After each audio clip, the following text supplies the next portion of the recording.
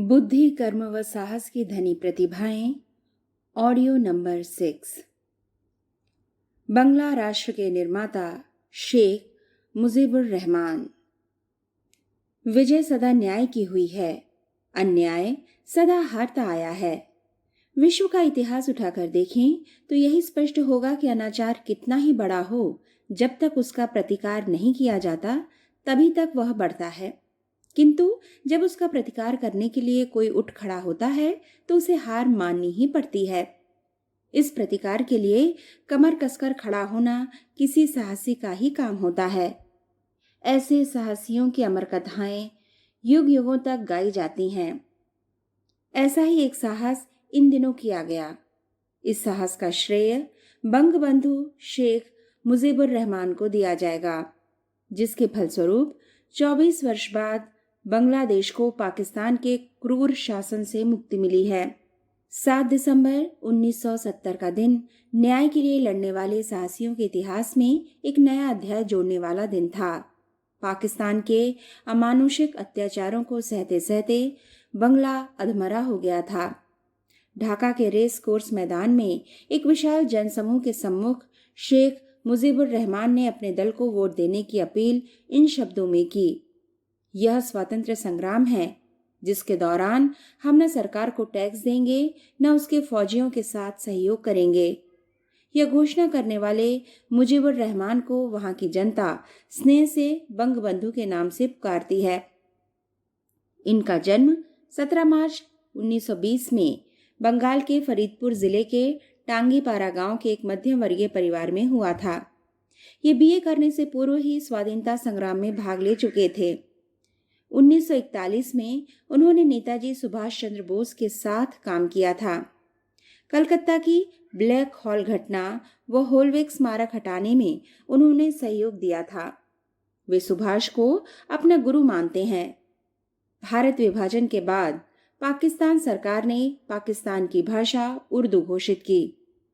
पूर्वी बंगला व बंगालियों के प्रति यह सौतेला व्यवहार था। बंगबंधु ने इसके विरोध में जनता की आवाज बुलंद की। विरोध करने वाले जेल में ठूंस दिए गए। उसी दिन इनके मन में यह निश्चय हो गया कि यह पाकिस्तान चलने वाला नहीं है। ये पाकिस्तान के विरोधी हो गए। पूर्वी बंगला के नागरिक उर्दू जानते नहीं थे। यह भाषा उन पर बलात् थोपी गई थी। इस विरोधी आंदोलन का नेतृत्व मुजीब ने किया। इन्हें भी बंदी बनाकर 7 दिन तक जेल में रखा गया। अब ये पूर्वी बंगला की जनता में लोकप्रिय हो चुके थे। इन्हें आवामी लीग का संयुक्त सचिव चुन लिया गया। 1954 में वे प्रांतीय चुनावों में विधानसभा के लिए चुने गए। एक वर्ष पश्चात वे केंद्रीय विधानसभा के लिए चुने गए। राजनीति शेख मुजीबुर रहमान का क्षेत्र था, किंतु वे राजनीति छल छिद्रों से परे थे। एक सच्चे मानव और सत्य के समर्थक होने के नाते उन्हें 1956 में जो पाकिस्तान का विधान बना स्वीकार नहीं हुआ। इनके अतिरिक्त अवामी लीग के सभी सदस्यों ने इसे अधूरी स्वायत्तता की संज्ञा दी। पूर्वी तथा पश्चिमी पाकिस्तान के साथ जो इस संविधान में भेदभाव बरता गया था, उसका कड़ा विरोध किया गया। 4 अक्टूबर 1956 को उन्हें पाकिस्तान सुरक्षा अध्यादेश के अंतर्गत बंदी बना लिया गया तथा बिना न्यायिक जांच के 1 वर्ष तक बंदी बनाकर रखा गया। बंगबंधु का पूरा जीवन संघर्षों की एक कहानी है। जनता की आवाज को पाकिस्तानी शासकों के कानों तक पहुंचाते रहने पर भी वह सुन नहीं रहे थे, वरन मुजीब को दबाने का प्रयास करते रहे। यह चाहते तो राजनीति में अच्छा पद पा सकते थे, किंतु इन्होंने जनसाधारण की श्रद्धा को बेचा नहीं। 1956 में जब भारत पाक युद्ध हुआ, तब पूर्वी बंगाल के प्रदेश को पश्चिमी पाकिस्तान ने बिल्कुल उपेक्षित रखा। तब बंगबंधु ने जनता की भावना को इन शब्दों में व्यक्त किया था: हमारी सरकार कश्मीर में जनमत कराने के लिए लड़ रही है। सरकार को यहाँ जनमत संग्रह करना चाहिए। तब उसे मालूम होगा कि 95% जनता मेरे साथ है। बंगाल की जनता की श्रद्धा को मुजीब ने जिस प्रकार अपने हृदय में समेटा है, उसका उदाहरण गांधी जी के बाद यह दूसरा है। 1966 में इनकी पार्टी ने पूर्वी बंगला को पूर्ण स्वायत्तता दिलाने का कार्यक्रम प्रस्तुत किया तथा उसके लिए जनमत संग्रह करने में जुट गए। इसका परिणाम पाकिस्तान के प्रथम चुनाव, जिसमें एक व्यक्ति ने 1 वोट दिया, में शेख मुजीबुर रहमान के 6 सूत्री कार्यक्रम के आधार पर इनकी पार्टी ने अपूर्व सफलता पाई। जनमत के द्वारा इस प्रकार शेख साहब का समर्थन करने पर पाकिस्तान के राष्ट्रपति जनरल याह्या खां बौखला उठे। इसका कारण यह पाकिस्तान में जनमत के आधार पर कोई सरकार नहीं बनी थी। इसी कारण सरकार सेना की कठपुतली मात्र रही थी। प्रत्येक सरकार चंद महीनों तक ही जीवित रह सकी और कोई स्थानीय शासन न बन सका। सैनिक प्रशासकों की जनमत की सरकार से भय होना स्वाभाविक था। जनरल याह्या नहीं चाहते थे कि शासन सूत्र मुजीब के हाथ में चला जाए। इस कारण 3 मार्च को जो राष्ट्रीय असेंबली की बैठक होने वाली थी, उसे स्थगित कर दिया। राष्ट्रपति के इस निर्णय पर ढाका, चटगांव तथा पूर्वी बंगाल के सभी स्थानों पर जोरदार प्रदर्शन हुए। पाकिस्तान सरकार ने इन प्रदर्शनों का बड़ी क्रूरता से दमन किया। शेख साहब ने याह्या खां के इस कदम को काला षड्यंत्र बताया। सारे पूर्वी बंगाल में इसका शांतिपूर्ण तरीके से विरोध किया गया। पाकिस्तानी शासकों ने जनता की आवाज को दबाने के लिए एक चाल चली। 10 मार्च को पूर्वी बंगाल में जनरल टिक्का खां को मार्शल लॉ प्रशासक नियुक्त किया। याह्या खां स्वयं मुजीब से बात करने का ढोंग करके ढाका गए। बातचीत चलती रही, साथ ही साथ सुनियोजित ढंग से सैनिक स्थिति को सुदृढ़ कर लिया। यह स्थिति मजबूत होते ही बातचीत बंद कर याह्या खां पाकिस्तान लौट आए। 26 मार्च को जनता के सेवक को, जनता की आवाज को पाकिस्तान के क्रूर शासकों ने बंदी बना लिया और पश्चिमी पाकिस्तान ले आए। उसी रात पाकिस्तान के राष्ट्रपति ने शेख मुजीब को उस राष्ट्र का शत्रु घोषित कर दिया जिसके नागरिकों ने उसे राष्ट्र का शासक नियुक्त किया था। इन्हें पाकिस्तान का शत्रु घोषित किया, साथ ही यह भी स्पष्ट कर दिया कि इनको कठोर दंड दिया जाएगा। उनके पास शस्त्र हैं, वे मुझे मार सकते हैं, परंतु उन्हें यह मालूम होना चाहिए कि वे बंगाल की 7.5 करोड़ जनता की भावनाओं को नहीं कुचल सकते। पाकिस्तानी शासकों ने मुजीब के शरीर को बंदी बना लिया तो क्या? मुजीब को एक शरीर तो था नहीं, वह तो समय की आवाज थी। समय की आवाज किसी भी शरीर के माध्यम से गूंज सकती थी। मुजीब और बांग्लादेश के प्रति किया गया नृशंस व्यवहार रंग लाया। बांग्लादेश के कोने कोने से मुजीब निकल पड़े। दमन चक्र तेजी से चलने लगा। एक ओर सच्चाई के शस्त्र लिए साधन विहीन, बिना सैनिक शिक्षण पाई जनता की सेना, मुक्ति वाहिनी, और दूसरी ओर अमेरिका से खरीदे गए युद्ध सामग्री से लदे फदे प्रशिक्षित पाकिस्तानी सैनिक युद्ध के मैदान में कूद पड़े। बड़े बड़े देश जो शांति का दम भरते थे, मौन साधे बैठे रहे। बंगाल की धरती पर पाकिस्तानी सैनिकों ने जो अमानुषिक अत्याचार किए, उनका उदाहरण विश्व के इतिहास में नहीं मिलता। हत्या और बलात्कार के कीर्तिमान स्थापित करने में पाकिस्तान की सेना ने कोई कसर नहीं रखी। 10.5 महीने तक यह 7.5 करोड़ जनता जिंदगी और मौत के अंधेरे में भटकती रही। इस महाभारत के सूत्रधार थे बंगबंधु, जिनके आह्वान पर नागरिकों ने अपना सब कुछ स्वतंत्रता के यज्ञ में होम दिया। यह कम साहस की बात नहीं है। एक तरफ पाकिस्तान की सुसज्जित सेना से निहत्थे नागरिकों को लड़ाने का साहस, न्याय के प्रति अटल निष्ठा, ईश्वर के नियमों पर इतना अटल विश्वास। यदि इतना सब नहीं होता तो बंगबंधु की कभी हिम्मत नहीं पड़ती कि वे इस युद्ध के लिए बिगुल बजा उठते।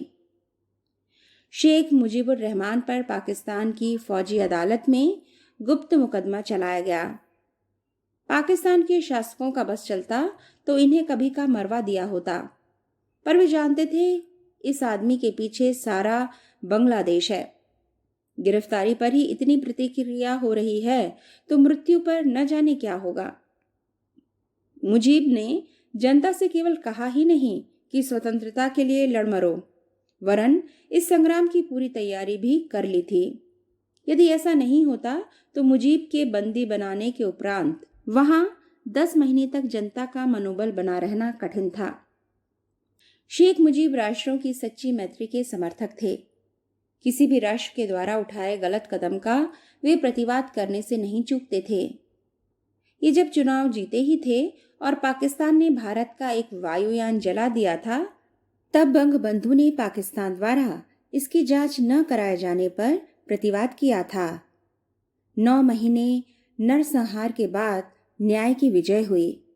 पाकिस्तान ने अचानक जब भारत के हवाई अड्डों पर आक्रमण किया तो भारत के लिए बांग्लादेश की समस्या अपनी समस्या हो गई तथा भारत की सहायता से बांग्लादेश पाकिस्तान की दास्तां से मुक्त हो गया। शेख साहब अब बांग्लादेश के प्रधानमंत्री हैं। एक सच्चे क्रांतिकारी राष्ट्रभक्त के साथ साथ इनमें मानवीय गुणों का जो समावेश है वह आज के राजनीतिज्ञों के लिए अनुकरणीय है। आज जिस प्रकार व्यक्ति अपने व्यक्तिवाद में फंसा है, समाज की चिंता नहीं करता, उसी प्रकार हर राष्ट्र अपने ही हितों में फंसा हुआ है। सत्य असत्य और नीति अनीति को नहीं देखता, विश्व का भविष्य नहीं देखता। इसके पीछे उस देश के राजनेताओं की छोटी मनोवृत्ति है।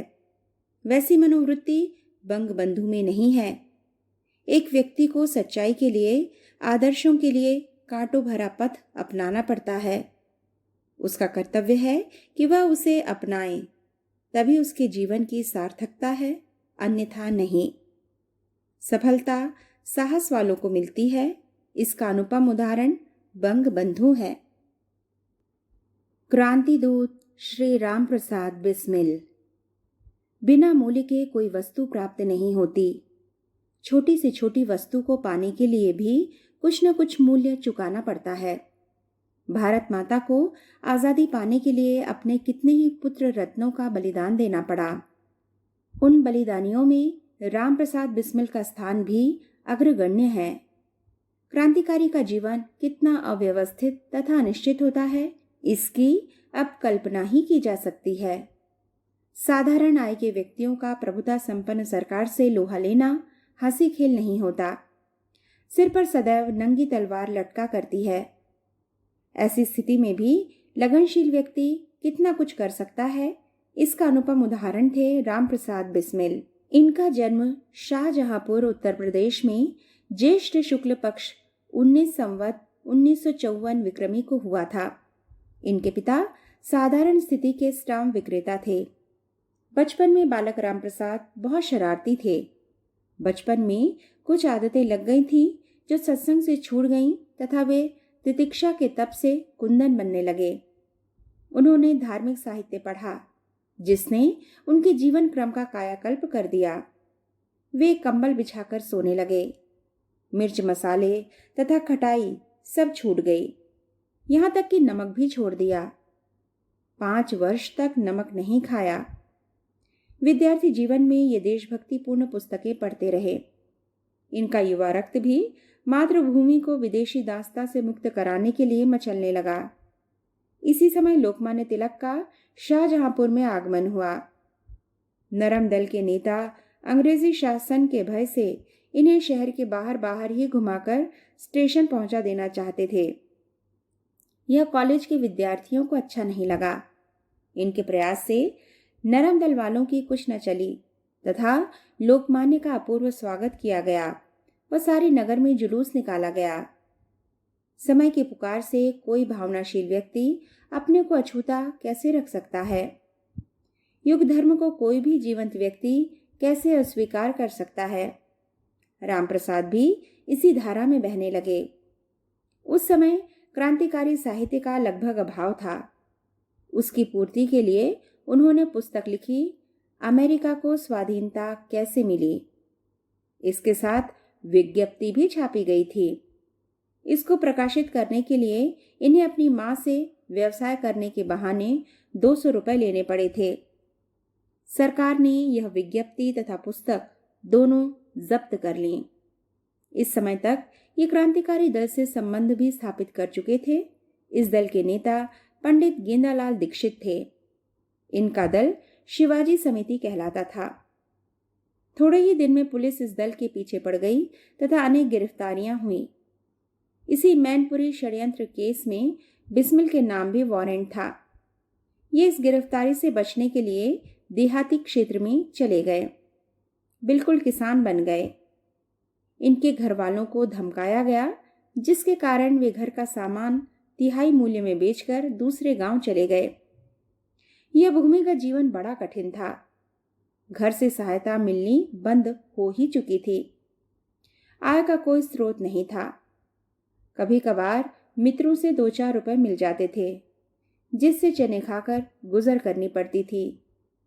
इन्हीं परिस्थितियों के बीच उन्होंने एक बंगला पुस्तक बोल्शेविकों की करतूत नाम से अनुवाद किया। लेखकों के इतिहास में यह भी एक ही मिसाल मिलेगी कि इन्होंने बैल चराते हुए यह अनुवाद पूरा किया था। अब सरकार ने राजनीतिक कैदियों को क्षमादान दे दिया था। ये वापस खुलेआम घूमने लगे, एक स्थान पर मैनेजर हो गए। इसी काल में इनका अधिकांश लेखन कार्य हुआ। कैथराइन तथा स्वदेशी रंग के प्रकाशन के बाद इन्होंने क्रांतिकारी जीवन पर एक पुस्तक लिखी, जिसे कोई प्रकाशित करने को तैयार नहीं हुआ। प्रभा का संपादन उस समय श्री गणेश शंकर विद्यार्थी करते थे। उसमें इनके कई लेख प्रकाशित हुए। अरविंद की यौगिक साधना का अनुवाद भी किया, किंतु वह प्रकाशित नहीं हो पाई। गांधी जी ने चौराचौरी कांड के कारण सत्याग्रह बंद कर दिया। अब तक क्रांतिकारी उसमें सहयोग दे रहे थे। अब स्वतंत्र दल का गठन कर सक्रिय हो गए।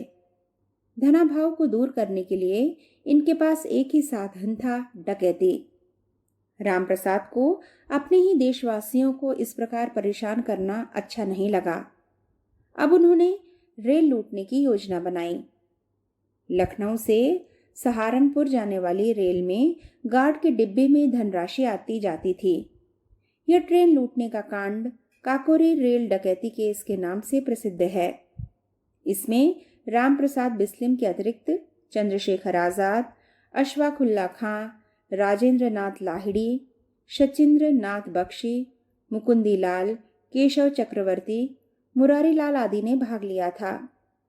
यह उस समय इतना बड़ा कांड था जिसने अंग्रेज सरकार के कान खोल दिए। 10 आदमियों ने इसमें भाग लिया था और 40 को गिरफ्तार किया गया। ट्रेन में 14 व्यक्ति हथियारबंद थे, किंतु वे कुछ नहीं कर सके। अभियुक्तों पर मुकदमा चलाया गया। इन पर धारा 120, 121, 396, 302 4 आरोप लगाए गए थे। 18 महीने तक यह ऐतिहासिक मुकदमा चलता रहा। इस दौरान जेल में भी ये निष्क्रिय नहीं बैठे रहे। वहां भी राजनीतिक कैदी की सुविधाएं पाने के लिए अनशन किया, जिसमें अंग्रेज सरकार ने बड़ी ही क्रूरता दिखाई। अंत में सरकार को झुकना पड़ा। मुकदमे का निर्णय हुआ, जिसमें रामप्रसाद बिस्मिल, राजेंद्र लाहिड़ी तथा रोशन सिंह को फांसी की सजा हुई। बाद वाले मुकदमे में अशफाकुल्ला खां को हुई।